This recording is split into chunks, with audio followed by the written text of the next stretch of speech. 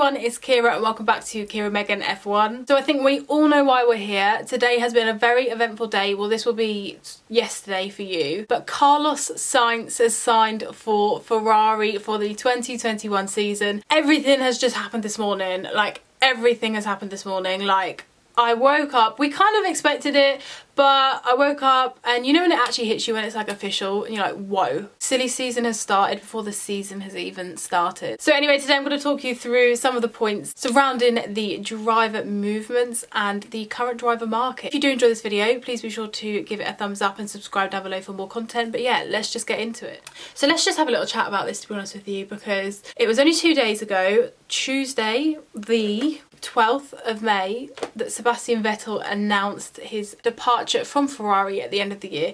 Now, I follow Twitter a lot, I'm on Twitter a lot. I've got a lot of the Formula 1 Twitter on my Twitter and everyone was absolutely in turmoil. As Sebastian has such a big following, especially for someone that's literally not on social media, he has such a massive following and everyone was so upset. And I was like, in a way I wasn't shocked because I don't know if you have seen my Formula 1 2020 prediction video. If you haven't seen it, I'll link it below. But I did predict that he was gonna, well, I predicted he was gonna retire. He may still do, we don't know. But anyway, he's announced that he's left Ferrari. So that kind of set the tables and everyone's like, right, there is a big gap at probably, arguably, the biggest team in Formula 1. Who's going there? And quite quickly after Sebastian's announcement, the rumours for Carlos Sainz actually came about. They were very quick. It was within like a couple of hours. It was Spanish media actually that I think probably kicked it off, that started saying Carlos Sainz is really in contention. So me being me, posted on Instagram, who do you think is going to get it? Daniel Ricciardo was in the mix. Obviously Antonio Giovinazzi was in the mix, I think because he had to be. A lot of people didn't say Pascal Wehrlein, even though I did. I was like, you know, that little bit of hope inside of me, you know, maybe Pascal has a shot at the seat. But yeah, everyone was in absolute like hysterics, like what is going on? Lando and Carlos, the bromance is going to break up. But then if Carlos moves to Ferrari, who's going to go at McLaren? But then what is Daniel Ricciardo doing? Because it was literally, it was between Daniel and Carlos. Well, it might not have been for Ferrari, but for us it was Daniel v Carlos in who's going to get this Ferrari seat. In the end, obviously Carlos did get the Ferrari seat. He's actually contracted for 2021 and 2022, and I think I know why. Probably I think a lot of people were like, well, some people were like, why has he been signed for 2 years? But then a lot of other people were like, why have they not signed him for longer? But I know why they haven't signed him for longer, because Ferrari have a massive Ferrari driver academy. They have the biggest one out of everyone. I think it's definitely stronger than Red Bull's, if it isn't bigger than Red Bull's. They've got a lot of drivers that they need to cater for, so I don't think that they would be able to sign him up for any longer than 2022. I think even giving him a 2-year contract is actually quite a big thing. And personally for me, when it was out of Daniel and Carlos, I kind of thought they were going to go with Daniel, because here's my thoughts, right? Obviously, Ferrari have such a big driver academy.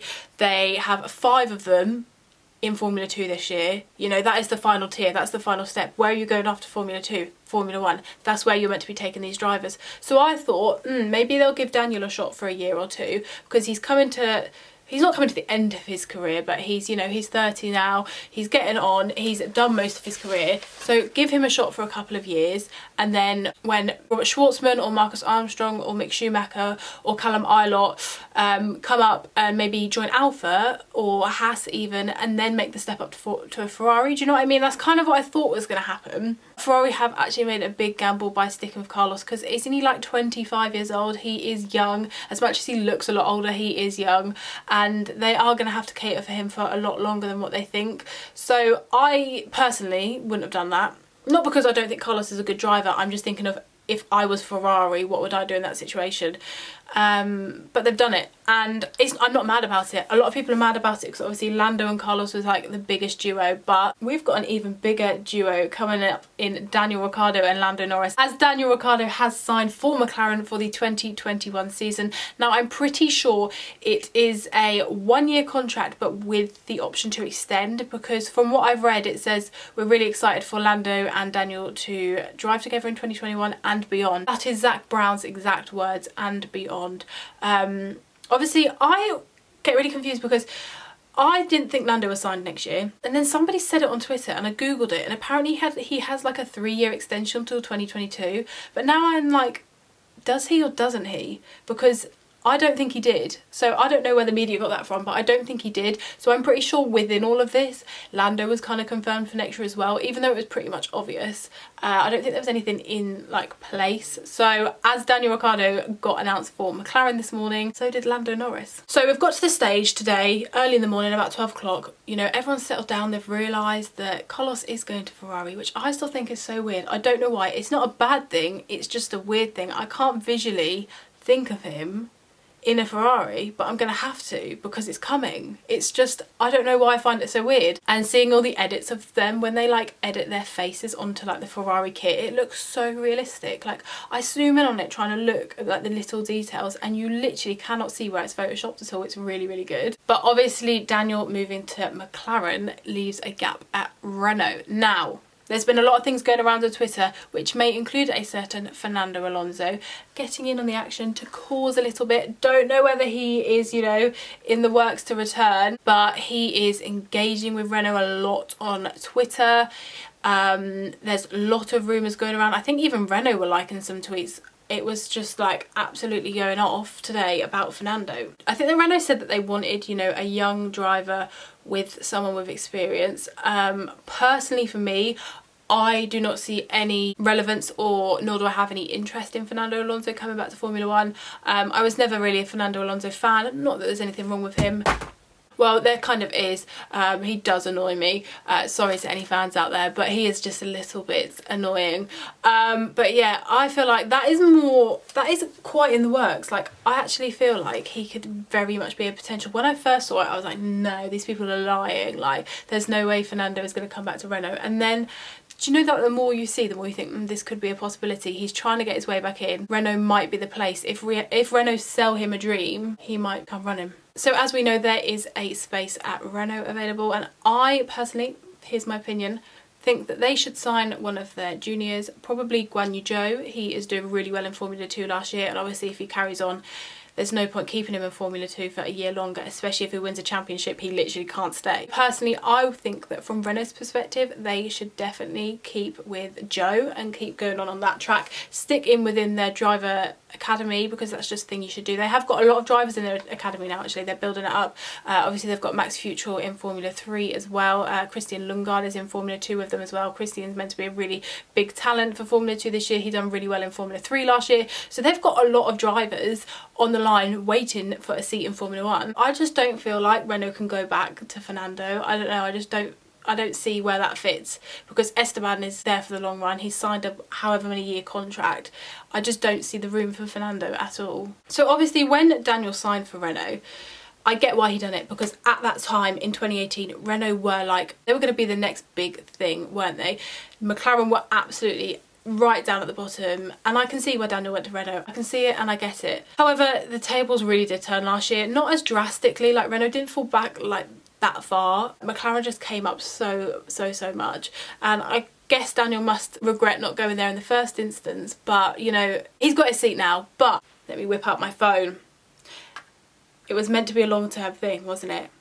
It was meant to be a long-term thing that they were going to build together. That's why he left Red Bull. But I don't think Renault were that happy. So normally when you see the statements of people moving on, like all the lovely ones that Carlos have made about McLaren, McLaren have made about Carlos, this is Renault's press release for the current situation that Daniel Ricciardo will no longer be with them next year. So they said, Renault DP World Formula 1 team and Daniel Ricciardo will not continue collaboration beyond 2020.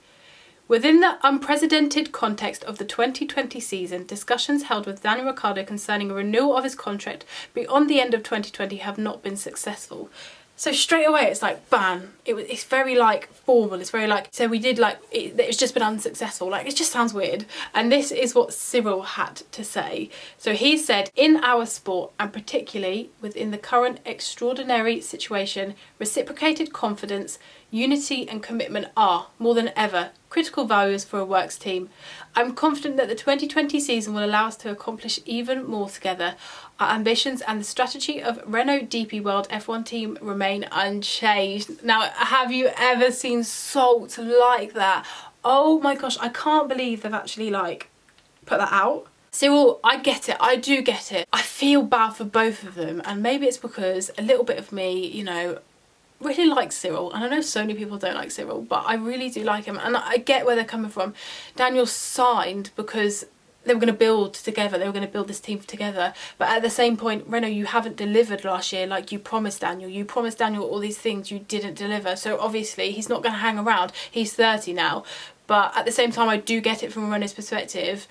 They hung on to Daniel, they lost a lot of drivers, like they've lost Carlos and Nico kind of because of Daniel, and now he's, you know, sodded off. So it's a little bit of a sticky one with both of them.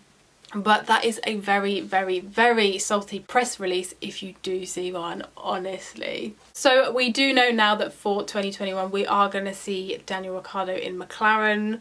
We're going to see Carlos Sainz in a Ferrari. This is exciting, like this is exciting. As much as I'm sad about Sebastian, as I'm very, very sure that he will be retiring at the end of the season, it's just like, I don't know, this is just a crazy world. This is a crazy sport that we love. I absolutely just, I love it, but it's just, it gets me. Like I just can't, I can't sit here and picture Carlos Sainz in a Ferrari. Like I don't understand. It's not a bad thing because I want to see him in a Ferrari. I love Carlos Sainz. I can't wait to see him in the Ferrari, but I can't picture it. It's just all too much for me today, to be honest with you. In the middle of May, while we're in lockdown, this is all too much. But anyway, please let me know in the comment section below or on my Instagram or Twitter. I'm going to start using my Twitter more, I've decided. My Twitter is @KeiraMeganF1 and so is my Instagram. I'll leave it here or in the description. Please go and give me a follow. I post on there daily, especially on Instagram, and I will be on my Twitter. I've told myself I'm going to be posting on my Twitter more. But yeah, let me know your opinions. Let me know what you think of the moves. I know that there's very different opinions everywhere. Obviously, people are sad that there's no more. What do the people call Lando and Carlos together? Landos? No, I don't know what they call them, but there's going to be no more of that. But not going to lie to you, I think by the time we get to Melbourne next year, if we get to Melbourne next year, which I think we will, and we see Lando and Daniel together, I think Lando and Carlos is just going to be a past thing because these two are going to be hilarious together. But yeah, thank you again for watching this video. If you did enjoy it, please be sure to give it a thumbs up and subscribe down below for more content. I've got another video coming out this Sunday, do not miss it. But yeah, thank you for watching and I'll see you again soon. Bye.